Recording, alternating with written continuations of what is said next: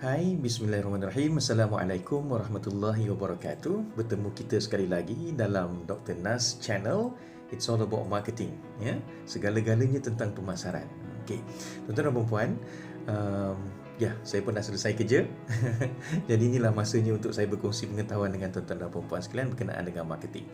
Saya ditanya berkenaan dengan doktor, ada tak tips berkenaan dengan branding? Macam mana nak bina branding yang power ni, ya? So, saya dapat ringkaskan terdapat 4 tips bagaimana untuk membina branding yang powerful, ya. Okey. Tapi sebelum tu saya nak share dengan tuan-tuan dan puan top 10 most valuable brand in the world for 2021. Top 10 tu, top 10.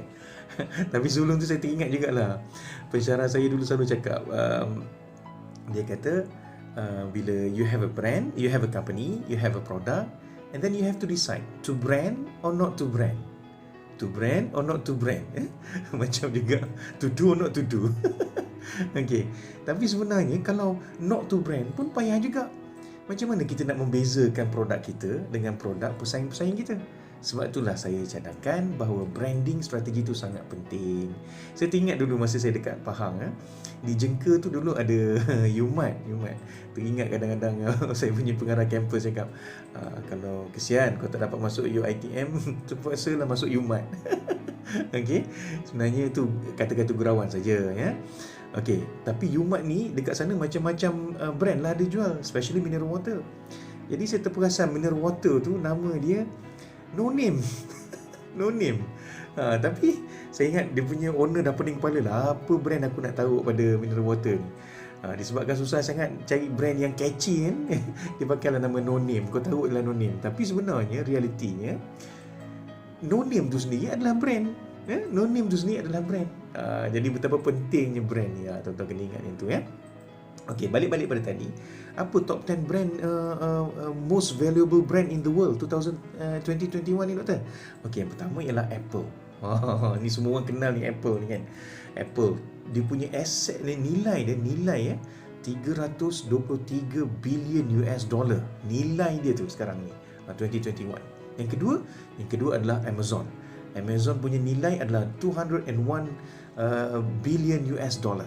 201 bilion US dollar. Yang ketiga adalah Microsoft, 166 bilion US dollar. Okay, so nombor 1 Apple, nombor 2 Amazon, nombor 3 Microsoft, nombor 4 apa? Nombor 4 Google. Google 165 bilion, power tu. Dia punya value dia, nilai dia sekarang. Yang kelima adalah Samsung. Kalau tuan-tuan tengok, daripada nombor 1 sampailah ke nombor 5, semuanya berasaskan teknologi. Yang keenam adalah Coca-Cola. Ketujuh adalah Toyota. Yang ini saya teringat dulu profesor saya pernah cakap. Dia tersalah sebut. Dia dari India kan. Toyato. Dia bukan Toyota. Dia sebut Toyato. Okay. So berhati-hati bila menyebut Toyota. Ada orang menyebutnya sebagai Toyota. Okay, yang ke-8 Mercedes-Benz. Ini pun kadang-kadang ada orang salah sebut Mercedes. Mercedes-Benz. So 49 billion US dollar dia punya nilai sekarang ni. Yang ke-9 apa? Yang ke-9 McDonald's. Yang ke-10 Disney. Okay, so Disney masih ada lagi. Nampak? 41 billion US dollar dia punya nilai. So saya ulang balik, top 10 most valuable brand in the world 2021.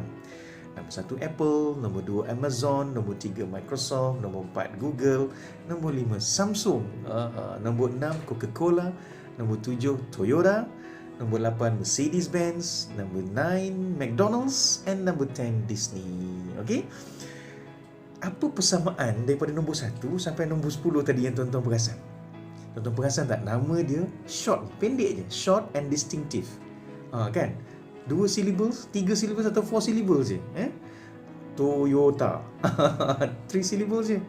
Okay, kalau kita tengok Google, 2 je, 2 syllables. Coca-Cola, 4 syllables maximum. So dia kena ingat konsep yang tu. Okay, so kita masuk pula kepada apakah 4 tips bagaimana untuk membentuk satu brand yang efektif dan brand yang mudah orang ingat. Apa syaratnya, doktor? Ini syarat-syarat dia. Okey, pertama, brand tu mesti easy to pronounce ataupun easy to say. Pada saya Pepsi, Coca-Cola, Honda, itu semua easy to pronounce, easy to say lah. Kan? Toyota, okey, senang nak ingat. Sony, senang nak nyebutnya. Tapi ada juga brand-brand sebenarnya yang susah pun nak menyebutnya. Okey, saya bagi contoh lah. IKEA. Macam mana nak pronounce dia? Macam mana nak menyebutnya? Ada orang sebut IKEA. Okey, sebenarnya kaedah menyebutnya IKEA yang betul tu ialah IKEA. Okey, kajian mengatakan bahawa nama IKEA ni adalah jenama di dunia yang paling banyak orang salah sebut di dunia. Paling banyak orang salah sebut di dunia. Brand ni daripada Sweden kan. So, moral of story, apa dia cerita ni sebenarnya, doktor? Carilah brand yang mudah disebut. Okey, ingat IKEA. Bukan IKEA. Dia sebenarnya IKEA. Okey, that's number one. Easy to say or easy to pronounce. Okay, what is number two? The second one is short and distinctive. The name or the brand name must be short and distinctive. Let me tell you, maximum 4 syllables. 4 syllables tu, jangan banyak-banyak. Panjang-panjang nama kan. Susah orang nak ingat. Cuba tengok Sony. 2 je. Mami. Mudah je orang nak nyebutnya. OUM. OUM. Kalau nak ikut syllabus, OUM. 3 je. Sony. 2 je. Sebab tu nama-nama penyanyi macam Awi, Amy kan, senang orang nak ingat, popular kan. Nama pun tu syllables je. Amy, Awi, okay, yang Piwi tu Amy lah, Piwi. Dia punya trademark ni kan. Sony, Honda, Mami, OUM. Semua nama-nama tu short and distinctive. Remember, maximum 4 syllables. Kena ingat yang tu ya. Okey, yang ketiga, nama yang kita pilih tu mestilah tidak ada negative meanings. Remember, no negative meanings. Okey, that's why kita kena alert tau. Bahasa kita macam ni bunyinya. Kalau dialect bahasa Cina macam mana? Pergi India pula macam mana nanti kan? So kita kena tahu bahasa dia orang. Rujuk pada orang yang pakar dalam bidang bahasa. Tak nak jadi macam ada satu jenama kereta nama dia Chevrolet Nova. Chevrolet Nova. Kereta ni dia dipasarkan di Amerika Latin, di Amerika Latin ataupun, tapi orang-orang dekat sana dia kan cakap Spanish, Tapi kenapa kereta tu tak laku? Itu isu dia. Kenapa kereta tu tak laku? Sebab in Spanish the word Nova means no go. Siapa yang nak beli kereta then cannot go, tak boleh berjalan. Itu pasal kereta tu ada masalah. Bukan masalah dari segi design ke, bukan masalah dari segi engine ke, dia cuma masalah dari segi nama je. Okay, dari segi nama je. Okay, that's why Chevrolet Nova spoil dia punya dalam market di di Amerika Latin ya. Kemudian anda tahu tak, sebenarnya Mercedes-Benz dia pernah masuk China. Masa tu dia tukar nama dia bagi Benzi. Benzi Tapi problem juga dekat China punya market. Kenapa problem tu? Sebab Benzi tu if literally translated into Chinese punya language, it means rush to die. Tadi yang satu tu Nova, cannot go. Yang ini berlumba-lumba belum untuk mati. Rush to die. So dia ubah balik jenama kereta tu kepada Mercedes-Benz. So berhati-hati apabila memilih jenama produk kita ya. Tengok, be sensitive with the language tu. Be sensitive. Remember, be sensitive with the language and make sure no negative meanings, because some people or some country they are very sensitive with the language tu. Jaga-jaga tau. So no negative meanings. Okay, saya ulang. First, easy to say. Second, short and distinctive. Number 3, no negative meanings. Number 4, doktor? Number 4, it must be compatible with the product. Jenama yang kita pilih tu mestilah compatible dengan produk kita tu. Bersesuaian lah. Kalau orang sebut Kodak, orang tahulah tu filem kan. Kalau orang sebut Duracell, orang tahulah dia tu bateri yang tahan lama. Ingat tak iklan dia dalam TV kan?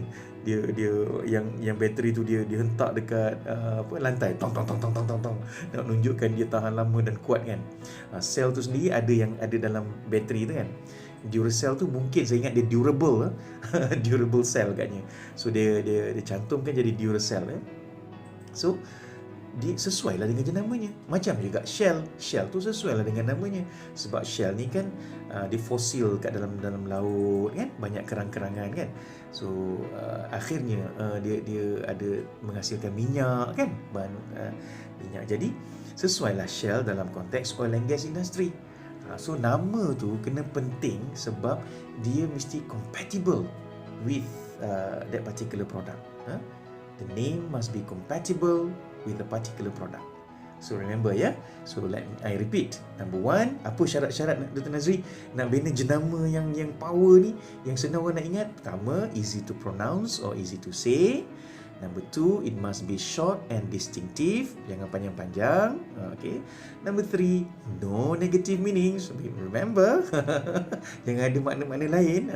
Walaupun nak pilih bahasa Jawa ke apa ke, make sure tak ada negative meanings. And number four, compatible with the product. Compatible with the product. So, saya harap dengan knowledge yang saya share dengan tuan-tuan dan puan ni, saya try to make it simple sebenarnya. Sebenarnya, knowledge untuk marketing ni is very vast. I mean, sangat besar, sangat luas. Then, kadang-kadang kompleks juga for you to understand it. So, that's why saya cuba nak simplifykan dia. Supaya anda mudah faham dan juga anda boleh applykan dia dalam konteks apabila anda nak membina jenama sendiri di masa akan datang. Okay? So, ingat, itulah dia 4 tips untuk membina jenama anda sendiri. Okay? So, kalau ada apa-apa persoalan, silalah teks dekat saya ke, ataupun hantar melalui DM saya ke. Macam ni saya dapat maklumat daripada kawan-kawan di WhatsApp saja. Jadi saya pun buatlah topik branding ni. InsyaAllah kita akan bertemu di siri-siri yang akan datang dengan topik-topik yang lebih menarik lagi ya. So sampai sini saja tuan-tuan dan puan. Terima kasih banyak. Kita jumpa lagi. Assalamualaikum warahmatullahi wabarakatuh. Bye bye.